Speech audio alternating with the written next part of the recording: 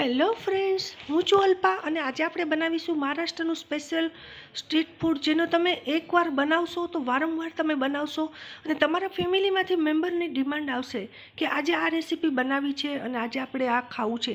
તો આ રેસીપીનું નામ છે મહારાષ્ટ્રનું સ્પેશિયલ સ્ટ્રીટ ફૂડ, જેને આપણે મિસળ પાવના નામથી ઓળખીએ છીએ અને ખૂબ જ ટેસ્ટી બને છે દોસ્તો, અને તરીથી ભરપૂર, દેખાવમાં બી સરસ, સ્વાદમાં બી સારું અને સેહતથી પણ ભરપૂર છે. તમને એમ થશે આમાં સેહત કેમ છે, આટલું બધું સ્પાઇસી છે, તો પરંતુ એમાં કઠોળનો ભરપૂર ઉપયોગ છે, સલાડનો ઉપયોગ થયો છે, એટલે ખૂબ જ સરસ આ રેસીપી છે. તમે ચોક્કસથી એકવાર ઘરે ટ્રાય કરજો, નો ફેલ અને એકદમ સક્સેસ ચાન્સ છે. અને મેં મગમઠ લીધા છે ફણગાવેલા 250 ગ્રામ જેટલા, એને કુકરમાં મેં અહીંયા બોઇલ કરી લીધા છે. તમે ચાહો તો ટ્રેડિશનલ રીતે તો એને તપેલીમાં જ બોઇલ થાય છે, પણ આપણે અહીંયા એક વિસલ લગાવી અને આ રીતે એને બોઇલ કરીશું. અને ત્યાર પછી મેં અહીંયા લવિંગ લીધા છે, એને 3 લવિંગ મેં લીધા છે. તમે બીજા ખડા મસાલા પણ યુઝ કરી શકો છો, એઝ યુ લાઇક, તમારા ટેસ્ટ પ્રમાણે. કંઈ પણ ધાણા છે, સૂકું ટોપરું છે, એ બધું પણ મેં અહીંયા મારા ફેમિલીની ચોઈસ પ્રમાણે એનો ટેસ્ટ કર્યો છે. ત્યાર પછી અહીંયા ડુંગળી લીધી છે, એને એક કાપી લીધી છે અને આ રીતે જે રોટલી બનાવવાની નોર્મલ તવી આવે છે લોખંડની, એમાં જ આ રીતે શેકી લીધી છે. અહીંયા આપણે એમાં કોઈ જ વસ્તુ એડ નથી કરવાની, પાણી કે મીઠું.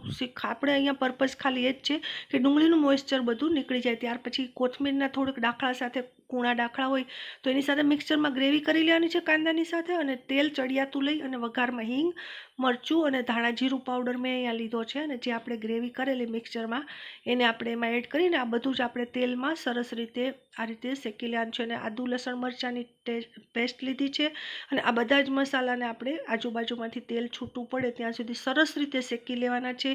મસાલા તેલમાં શેકાશે એટલે એની સુગંધ પણ ચારે બાજુ આવશે. અહીંયા થોડી કમથી હળદર એડ કરેલ છે, અને આપણે પહેલાં મગમઠમાં મીઠું નાખેલ, પણ હવે આમાં આપણે ફૂલ ગ્રેવી કરીશું ભરપૂર, એટલે એના માપનું મીઠું આપણે અહીંયા બીજી વાર એડ કર્યું છે. તમે એને ટેસ્ટ પ્રમાણે ચેક કરી શકો છો. અને આ રીતે આપણા મસાલા આ રીતે શેકાઈ જાય ત્યાર પછી આપણે જે મગમઠ બાફેલા છે એને આપણે એમાં એડ કરી દેવાના છે. એને પાણી સાથે જ એમાં નાખી દેવાનું છે.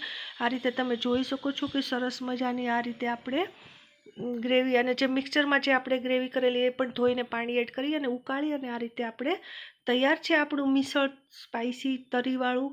અને એને તમે આ રીતે પાઉંની સાથે સર્વ કરી શકો છો. તમે જોઈ શકો છો તરી આ રીતે પાઉંમાં ચોંટી જાય છે, એટલી સરસ તરી બનેલ છે. અને ફ્રેન્ડ્સ, આની સાથે તમે તીખો મીઠો ચેવડો છે જે બાલાજીનો, એ મેં એડ કર્યો છે, અને ડુંગળી અને ટમેટાનું સલાડ એડ કર્યું છે. અને અહીંયા લીંબુ છે. અગર તમે ચાહો તો મગમઠ બોઇલ કરો ત્યારે એમાં આંબલીનો એક ટુકડો પણ નાખી શકો છો. અને આ રીતે સરસ મજાનું મિસળ પાઉં આપણું તૈયાર છે. તો તમે ચોક્કસ આ રેસીપીને ટ્રાય કરજો, કમેન્ટ કરીને કહેજો તમને આ રેસીપી કેવી લાગી. અને રેસીપી જોવા માટે તમારો બધાનો ખૂબ ખૂબ આભાર. શેર કરજો, લાઇક કરજો, ચેનલને સબસ્ક્રાઈબ કરવાનું ભૂલશો નહીં. તમારો બધાને ખૂબ ખૂબ થેન્ક યુ સો મચ.